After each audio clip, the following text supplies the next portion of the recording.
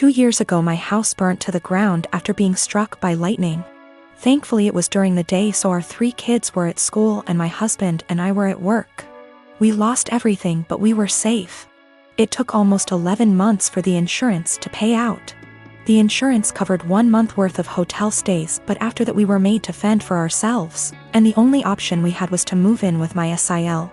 She tells us we can have her spare room and her office space. Since she used neither of the rooms, and her stipulations was we needed to purchase all of our own food and pay her $100 a week. By week 3 all of that changed.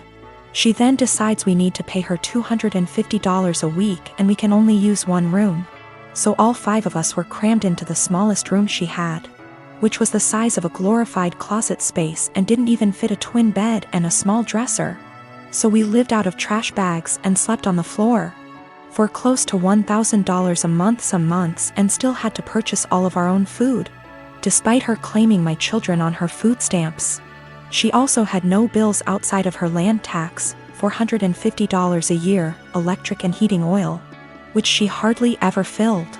So we were essentially paying her so she could do leisure activities. It was the worst 8 months of my life. 3 months ago my grandmother decided that she wanted to go to assisted living after a fall and transferred the deed of her house to me, and basically said it was mine now. It is a 5-bedroom farmhouse. My boys insist on sharing a room, so we have 2 extra bedrooms. Well, my sister-in-law lost her house last month due to not paying her land tax for several years and asked if her and her stepdaughter could stay with us until they get enough money to move down south. I said sure, 1 bedroom, $800 a month, and you have to buy and cook all your food separately because my daughter is vegan. She looked at me like I had 10 heads and said that she and her stepdaughter should not be made to share a room when there are 2 extra rooms, and stated she cannot afford a rent of $800 while purchasing all of her own food on top of it. I said, neither could we, but we managed to cram 5 people into a glorified closet space while you were getting $1,000 and food stamps. Take it or leave it.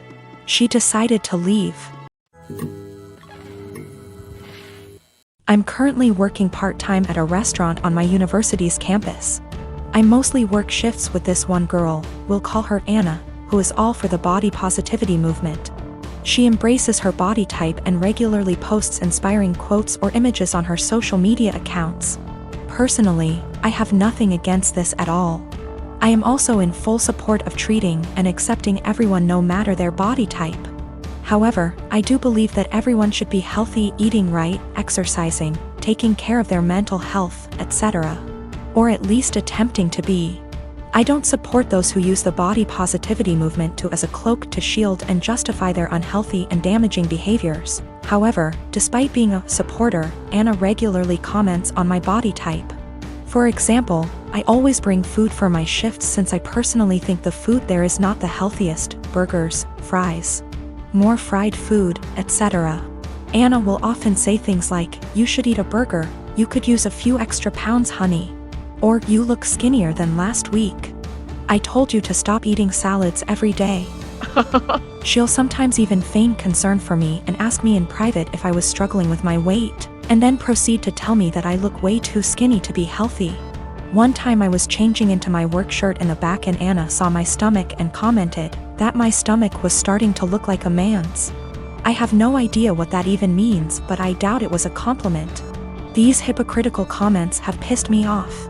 I enjoy eating healthy and cooking my own meals, and I enjoy working out and staying toned. Anna, on the other hand, gorges herself on the food in our restaurant, drinks about 3 cans of Coke per shift, and does not work out. I don't think this is healthy. Finally, during yesterday's shift, this guy I kinda like came in to get some food, and I was super excited to see him.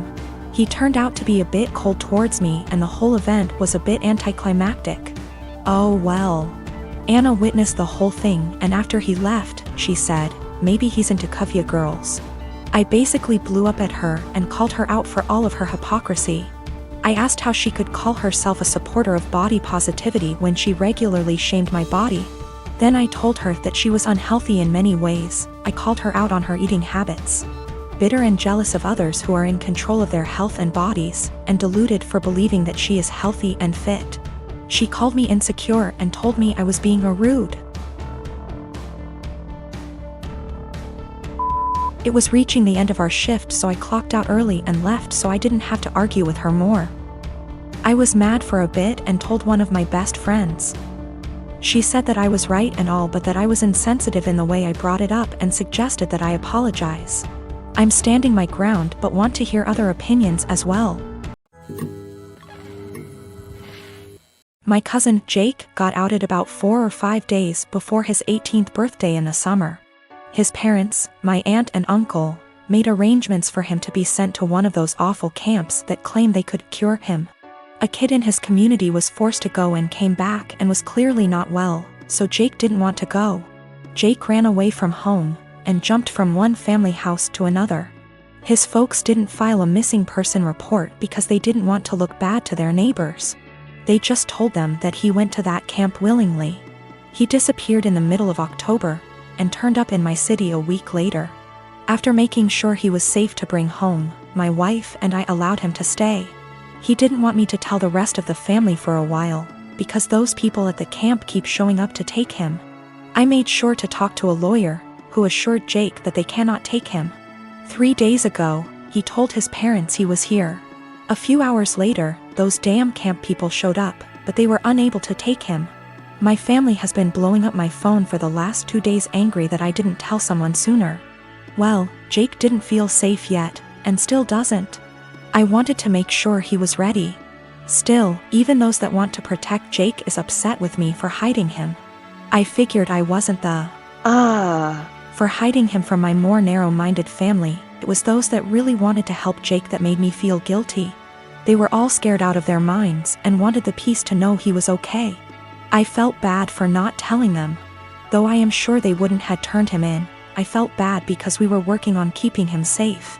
Also, we got a lawyer who got the police on the lookout for those camp people in case they try anything. Jake is not going out alone until we are sure he is safe. We are looking on how to get his paperwork, like his birth certificate, here because no way he trusts his parents to just hand them over. My granny-in-law is talking to some people that could help.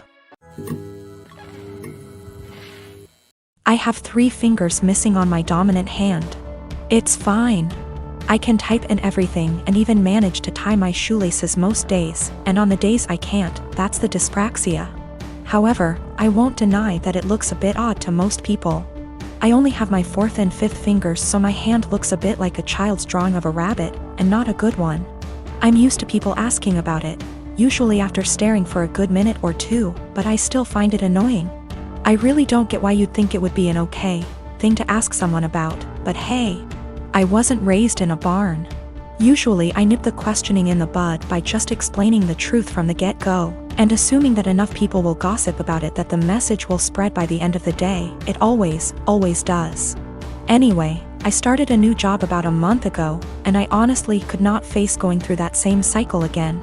I felt like the time had come to not play into it anymore and to make something out of it, and I decided to make myself laugh. When the first new coworker asked about it, I completely lied and told her that I chewed them off as a baby. I then decided to tell the next person who asked that I cut them off with a plastic knife at a picnic. And the next person that I was born with 6 fingers and they removed too many, and so on. All genuinely ridiculous reasons, but I'm a good actor and they actually believed my stupid lies. I didn't expect them to, a plastic knife, through bone, but there you go. Maybe they just thought there's no way I'd lie about how I lost my fingers. Within about 3 days, I learned that my coworkers had been arguing about the actual reason, and it seems like a lot of them now actively dislike me for lying to them. I'm probably going to have to make some cupcakes over the weekend with my super cool 3D printed adaptive whisk to get back into their good books. Anyway, I told this story to my brother today, and he told me that I was an asshole because I caused tension within the office on my first day and made people feel stupid for being gullible and believing my lies. My argument is that I'm not the asshole because they were asking a rude, albeit common, question, and because I didn't do it with the intention of deceiving them. I was just honestly fed up of the question and didn't think they'd think I actually severed 3 fingers with dental floss when I was 3. I'll accept my judgment, though. Not cool to ask people why they lost limbs or digits just because you want to sate your morbid curiosity. A few reminders for people: I'm not a male. Don't know why everyone assumed that. Don't ask people about something that could be traumatic, especially when you don't actually know them.